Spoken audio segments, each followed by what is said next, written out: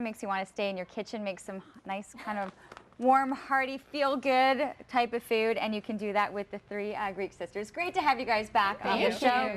We have Samantha, Eleni, and Betty Bakopoulos. So always a pleasure to have you guys here. Congratulations. Beautiful spread in today's Ottawa Citizen in the food section, breaking down the new cookbook. So congratulations. Eleni, I'm going to come to you first because back to the beginnings is the emphasis of the book. Yes. And you really went back to the beginning. You went back home. We went back home. Yeah, I went back home last summer and took my kids because it sort of coincided. We had already started writing the book, and at the same time, our parents decided, you know, should we invest in fixing up the old ancestral home, our grandfather's home that he had left to my dad. And he talked with us, and we all said, let's do it, right? Because we had a really unique experience growing up, but we called it our, like, Greek summer camp or the Greek Girl Guides, right? Like, we would get sent off to the grandparents in a Greek village when we were younger, and that would be our summers. Oh, they were fun. You learned how to cook. So we learned how to cook, but it was really like going back in time, right? Like making egg noodles all day. Sometimes, I don't even want to get into some of this.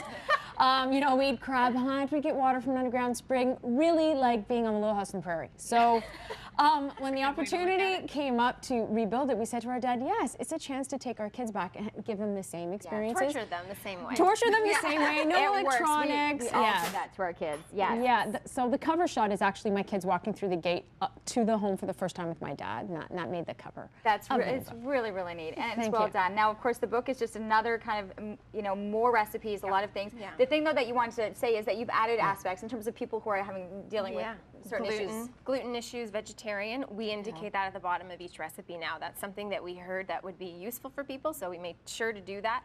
And we kept everything that people loved in our first book, simple, clean layout.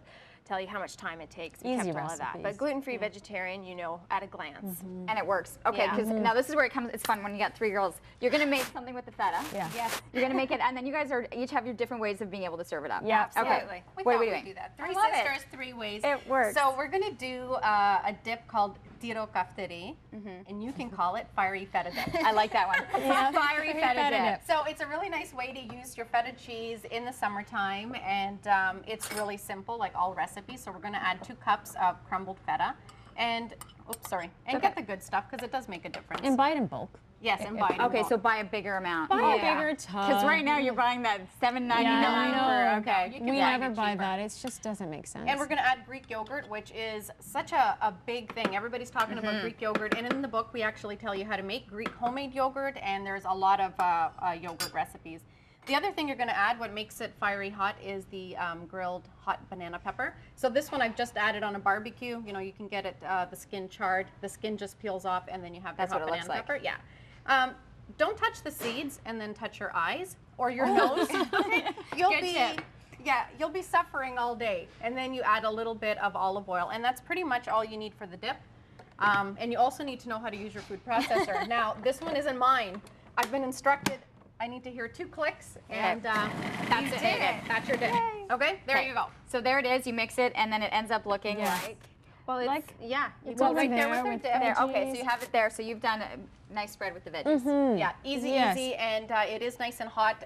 If you don't want it that hot, just put half a pepper. Like, you know, that's the change. Not rocket science. That's the change. Now, I was always used to growing up, we ate it like that. We ate it with veggies, we ate it with pita. When I was in Greece last summer taking photos for the book and slaving away restoring the home. Slaving away.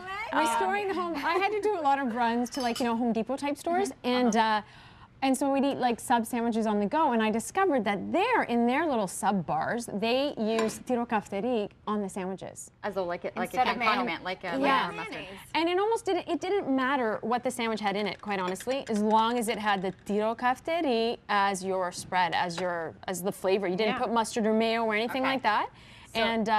So just add it to sandwiches. I just want people to know that because it is absolutely heavenly to do that. Okay, that's all. And like, can you do this in 10 seconds, Samantha? Yes. Yeah, I can. Yes. These are just cold canapes. So your next party, which is party season now, you can just go. I went to the Olive Bar, some sweet onions, mushrooms, and olives. Yes. And then, just put it yourself on a cracker with some tiro kafteri underneath. So you've got sweet and spicy. Awesome. I love the 3 different combinations made from the one simple dip. Yeah. Awesome. We're going to do a quick changeover more with our 3 Greek sisters coming up in their new book, Back to the Beginnings.